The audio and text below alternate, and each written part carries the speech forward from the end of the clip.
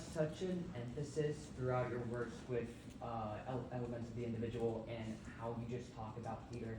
You put such an emphasis into community and about building a good community. Obviously, like experience with Jeremy Dubin and even like working with you, I feel that so deeply from the moment that I met you.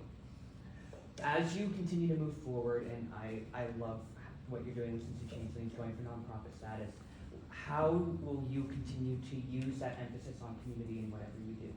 Absolutely. I think it kind of harking back to the theory, community is probably the boldest claim that I make in the theory. It is the idea that love or the community bonds that we form, the relationships, is the thing that quite literally tethers us to existence. And to be in relationship with each other is to basically affirm the existence of the person that we're talking to. So I think innately just existing in this art form of theater, there always must be an emphasis on community. If I'm going to work in theater, if I'm going to work in acting, if I'm going to work in this style of storytelling, foundationally, relationships and truth are intimately intertwined and cannot be disconnected. So I don't think there is a way really to exist in these spaces without an emphasis on community. You mentioned in your documentary how you were a little bit of a workaholic. What? And how you pushed yourself so hard and you just kept going to a point of essentially no return.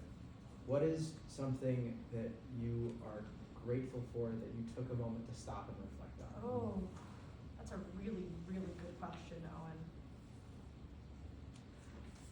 I think in particular, trust. I think a lot of workaholism comes from this necessity for control. And when things feel out of control, you cling to everything that you can, which can lead to a lot of micromanagement in a leadership position. I think I was very lucky to have such incredibly talented, skilled, and competent people that I was working with in that room.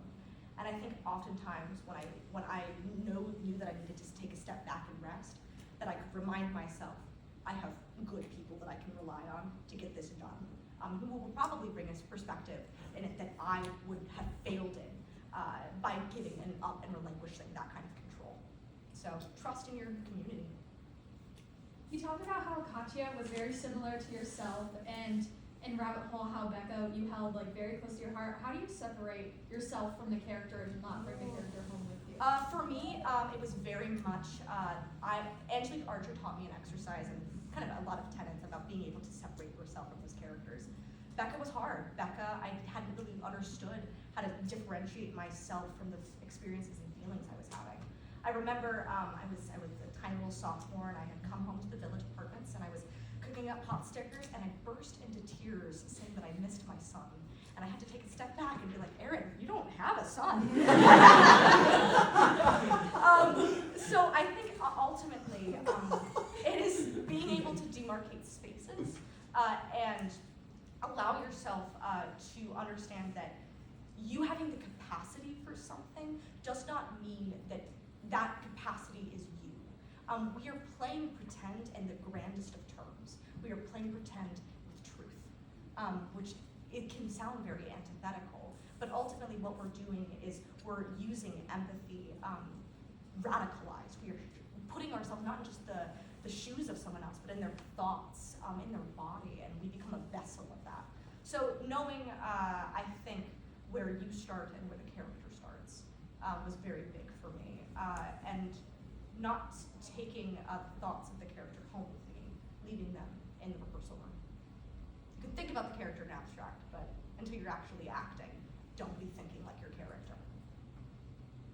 You mentioned a lot, just knowing you too, like how much theater is an avenue for change, and like you talked a lot about that transport experience in Rabbit Hole, like you changed somebody, and even your company with Anna's name, Cincinnati Changeling, is a big thing in your philosophy. So when you're really the helm of a project, how do you expect, and we all saw No Exit, how do you see us change after seeing your production of No Exit?